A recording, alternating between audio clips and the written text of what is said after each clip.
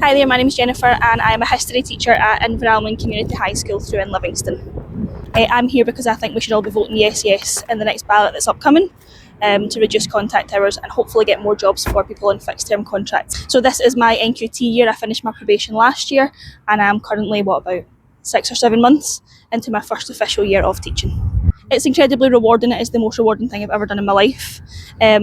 But it does come with its challenges. It's a lot more, the workload is a lot heavier than I first anticipated that it would be, especially as we come up to points in the year like this, which is kind of pre-exam time. The workload pressures are immense. We all want the best for the children that are in front of us and we want to give them the best experience that we can in education.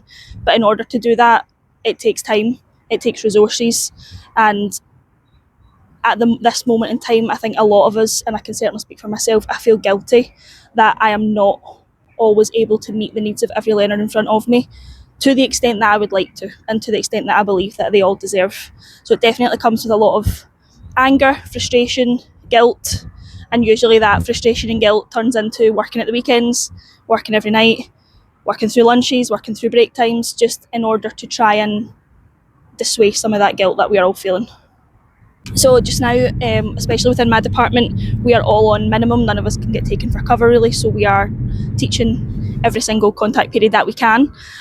With that comes a lot of extra marking, developing curriculums, differentiating lessons for different pupils. It's all very time consuming and that becomes harder when you have full classes of 28, 29, 30 students in front of you.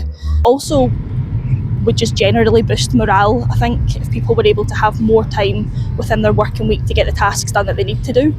And secondly, and probably partly selfishly for me as someone who's on a fixed term contract, I really pour my heart and soul into it every single day that I'm in that school building and every hour that I spend trying to make the best education experience possible for those kids. But it can be demoralising and it's hard to know that I'm doing that without any form of stability for the future, without any job guarantees.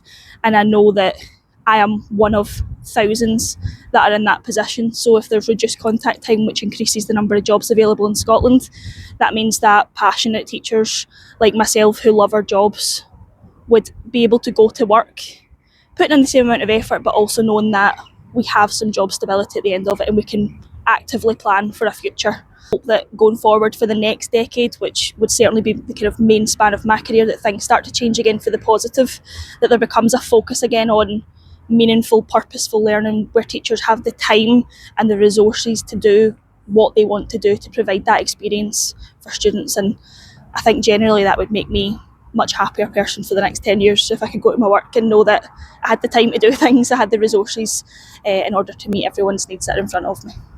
I think things can't keep going the way they are just now. It's a tough enough job anyway without the additional pressures that we're facing just now, and we already hear about teacher burnout all the time, and it's a phrase that all my friends use and I never quite truly understood what they meant until I am now living it.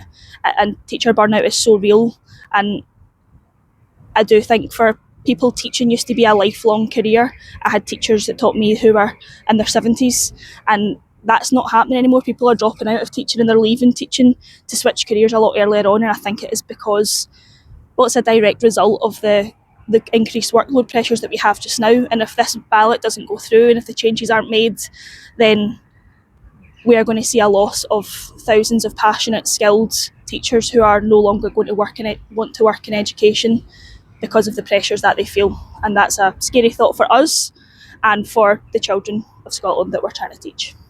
The ballot closes on the 4th of March, but it's really important that you get your postal vote sent off ASAP as soon as you can. Please tell your colleagues, tell any friends who work in education, you yourself. If you haven't yet received your new ballot in the post, speak to your EIS rep in your school and make sure that they have your name taken down. There's no excuses. It's something that we all feel passionately about. If it doesn't directly impact you, think about those people that you work with, your friends, your colleagues who are on supply, who are on fixed term contracts. Do it for them, do it for me. We all need stability in our lives as well, and I think we would all benefit from reduced contact hours, so please make sure that you get your vote sent through ASAP.